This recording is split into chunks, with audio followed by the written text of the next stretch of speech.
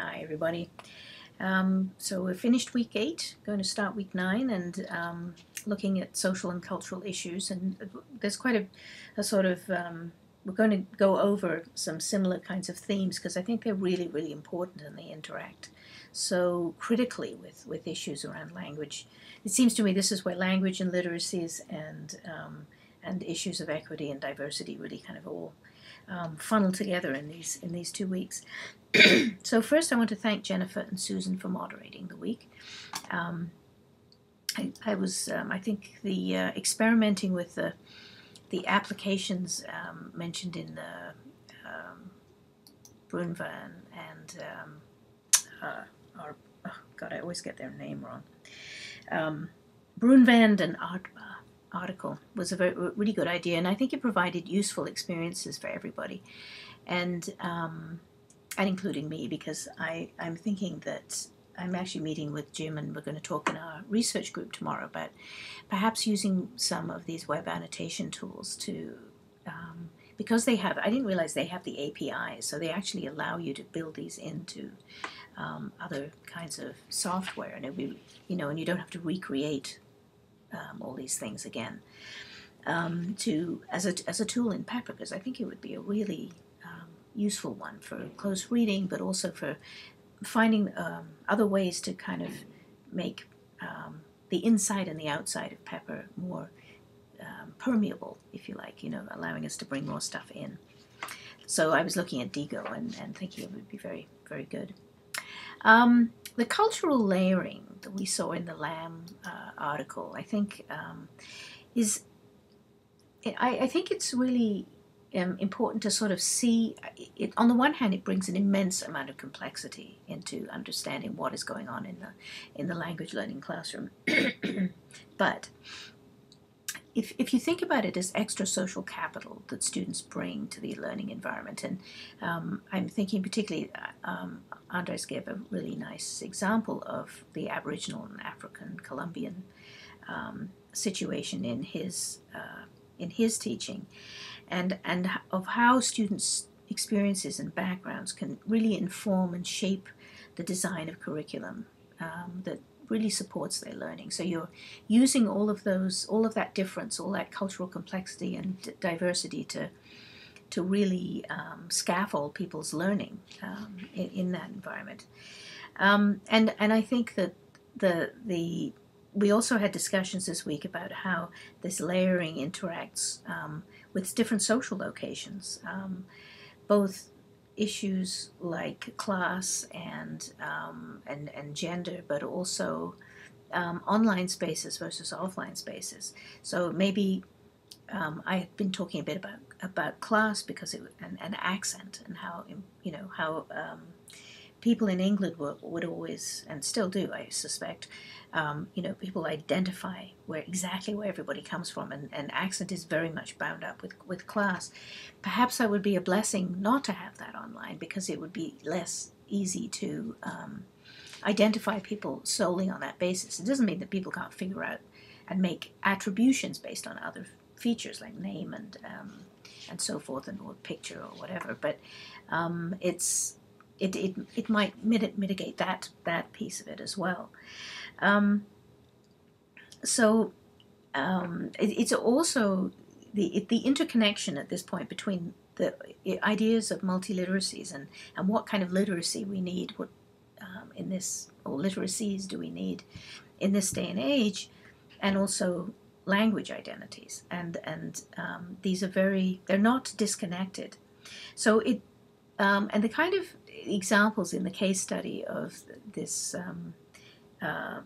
really showed the sophisticated understanding, I think, of audience and relevance and meaning, and how neatly people can navigate these very complex socio-technical spaces to but comfortably be, and the parts of themselves that they want to be in those different places. I also thought that article was nice because I think it's a good example of a really good case study, and how valuable that is, that kind of qualitative method is for thick description, where you really get a strong sense of what's going on. I also talked a little bit in there about the idea of what identity is, because we're going to keep talking about identity. And I think a lot of the discussions that we're having now are very much not the sort of psychological notion of identity that people used to have, which is much more singular in a sense. And this postmodern view of identity sees it not as a thing or as even as a constant thing, but as an evolving thing.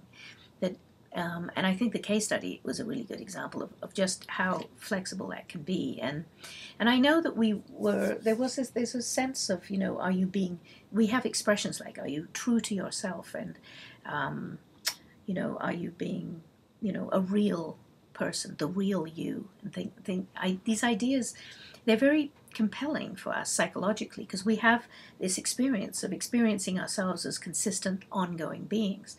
But if you really look and think about it, I think there are elements of us that are consistent. Our memory makes us consistent. We create our own story about our own evolution.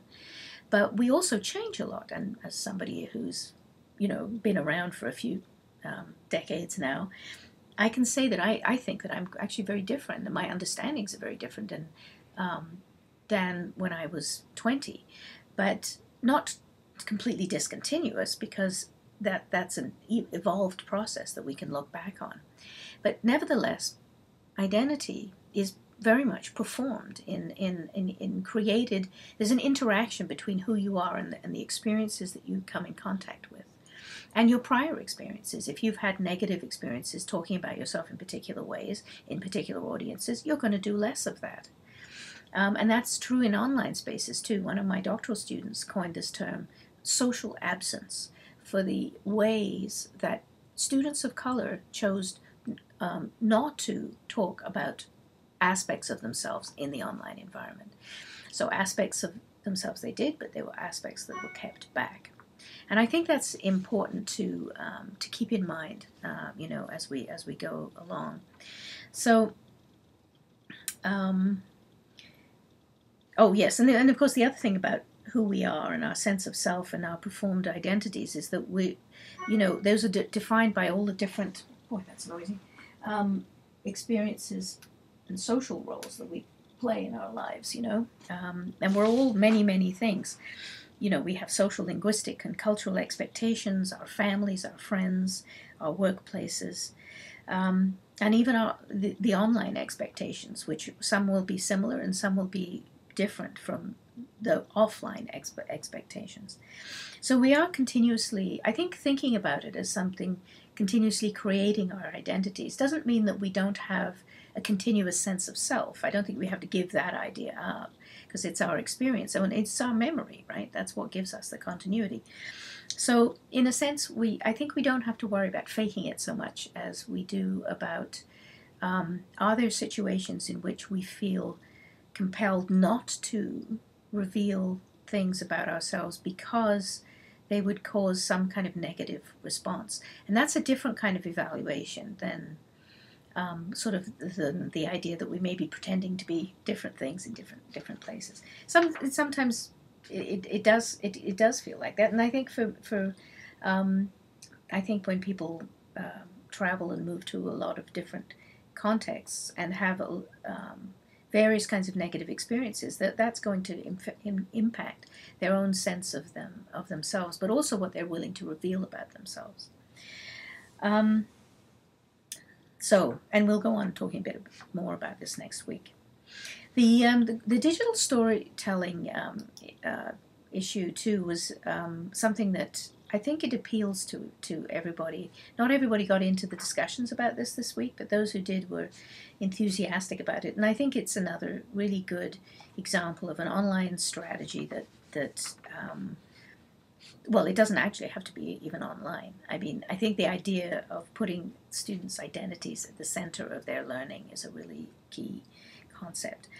And it can bring in language and culture and literacy and technology, and in a very personalized kind of way.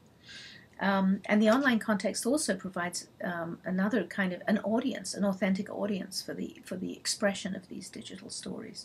So I think that makes the digital piece even more powerful, actually.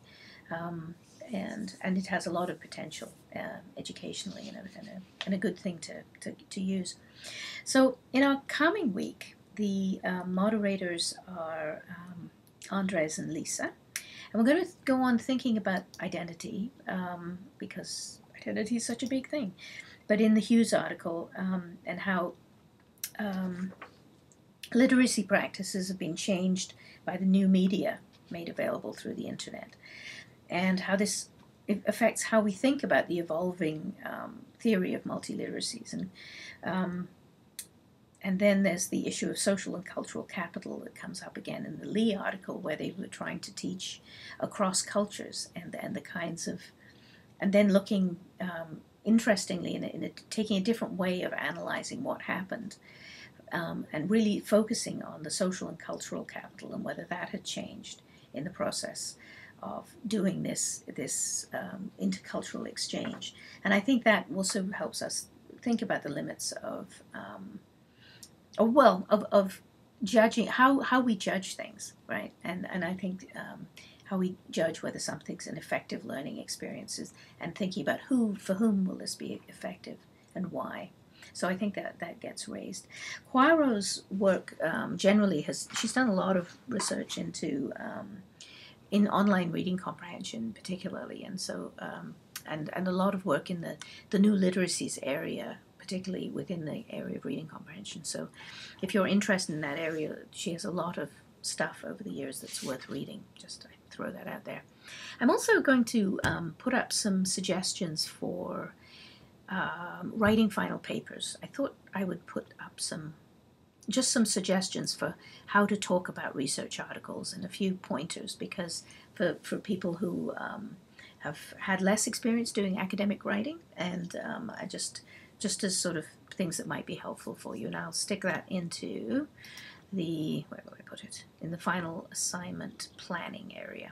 I'll pop that in when I get to do that. So I think that's all for now. So I hope you have a great week, and I look forward to chatting to you more online soon. Okay, bye-bye.